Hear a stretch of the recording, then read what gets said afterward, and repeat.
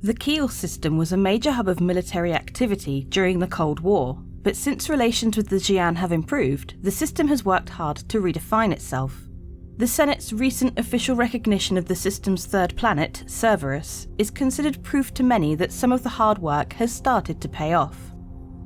The system was discovered by a merchant marine fuel collection vessel operating in the Hadrian system.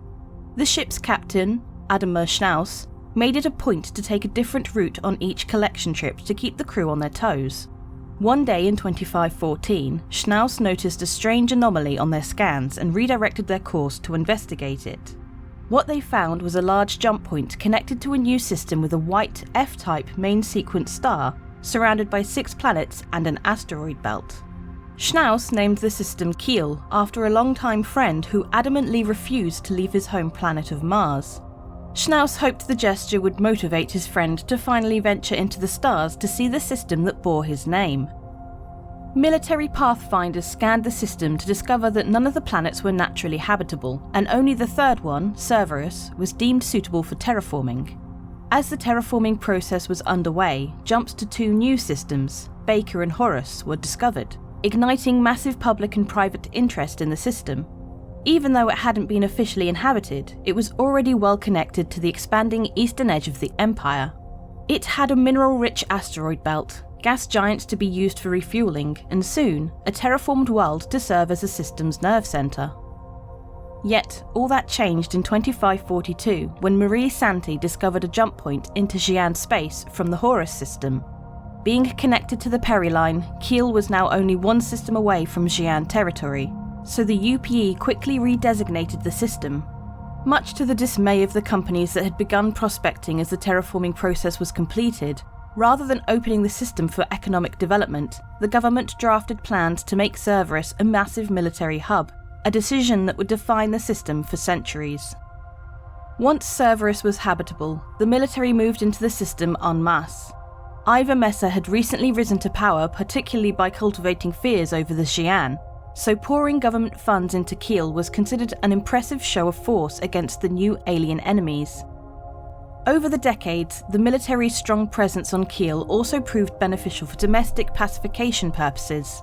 Its proximity to Terra was a noted concern amongst the growing anti-Messer activists, who saw it as a potential staging point for invasion. There were even rumours that Terran Senator Xi'An Cold War, who mysteriously disappeared in 2638 after drafting a bill that would grant Terra sovereignty apart from the UEE, had been abducted and taken to a military installation on Kiel too. Kiel's military footprint was greatly reduced in the early 29th century after tensions with the Xi'an de-escalated and the Peri line was dismantled. However, as the military moved out, attracting private sector companies to replace them in the system proved difficult. With large swaths of resources removed by the military, an ageing infrastructure in need of repair, and without a significant population, it just didn't make economic sense for many businesses to expand into Kiel. That started to change under the guidance of Juna Tsur, who was elected Cerberus's governor in 2903.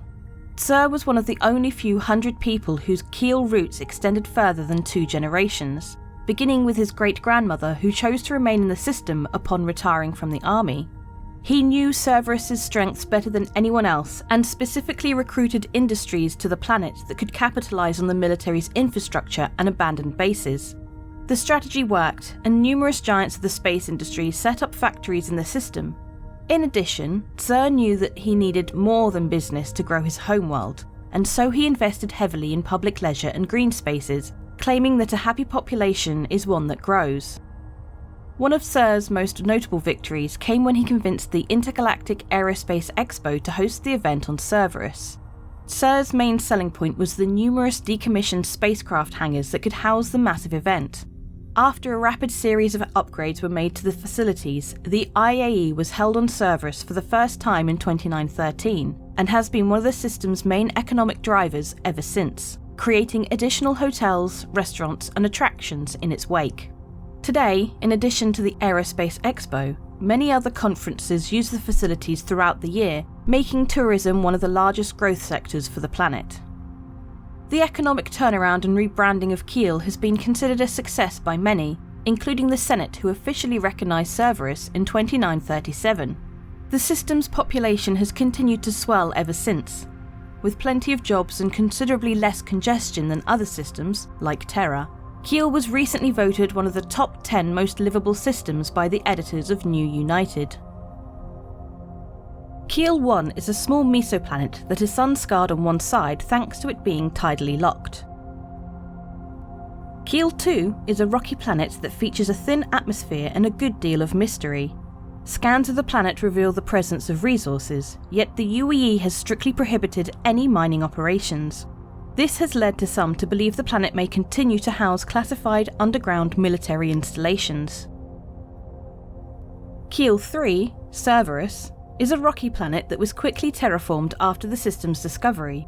Named after a famous Navy admiral who distinguished himself during the Second Tevarin War, it served as a key military hub during the Cold War with the Xi'An. Once relations thawed, the planet's permanent residents worked hard to help it find a new identity. Things started to turn around after RSI agreed to open a large factory to manufacture their improved line of thrusters.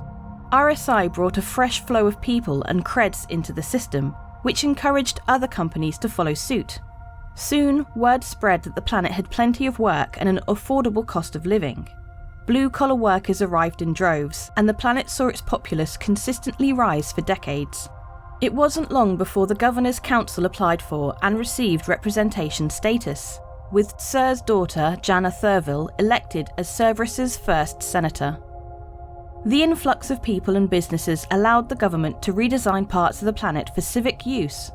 The planet's capital, Eri City, received the most attention. A number of old, drab military structures were demolished and beautiful public parks built in their place. Though the planet still lacks a unique cultural identity, its fine dining scene is surprisingly strong. There have been great strides in making the planet's soil arable again, and with housing expenses being relatively low, many people are more than willing to splurge on gourmet meals. A picturesque gas dwarf that's a striking deep blue colour. Kiel 4's rapid spin means it only takes 16 standard Earth hours to make one complete rotation. The massive gas giant of Kiel 5 has a planetary radius of over 57,000 kilometres and an impressive set of planetary rings that extend well beyond that. It takes the protoplanet Kiel 6 44,512 standard Earth days, about 122 standard years, to make one trip around the system's sun. A festival is currently being planned for the next time it reaches its perihelion. Hello, I'm Winston Churchill, and I use NordVPN to defend the Internet Empire. We will fight the ants on the beaches. We shall fight on the Internet. We shall fight the trackers and the malware. Whether we want to watch Netflix for another country or have greater accessibility to the Internet, we will defend our island home. At any rate, that is what we're programmed to do. Thanks, Winston Churchill. What? What do you mean, Tin? That wasn't Winston Churchill? Point still stands. Go to nordvpn.com/BoredGamer to get yourself discounted NordVPN, or use the links below. Every month we have a ship giveaway. For November, we're giving away a Crusader Spirit C1. It's a fantastic looking multi-role ship that can fit a vehicle in the back or a load of cargo, and it looks really cool. It's got loads of forward-facing weaponry and a tractor beam.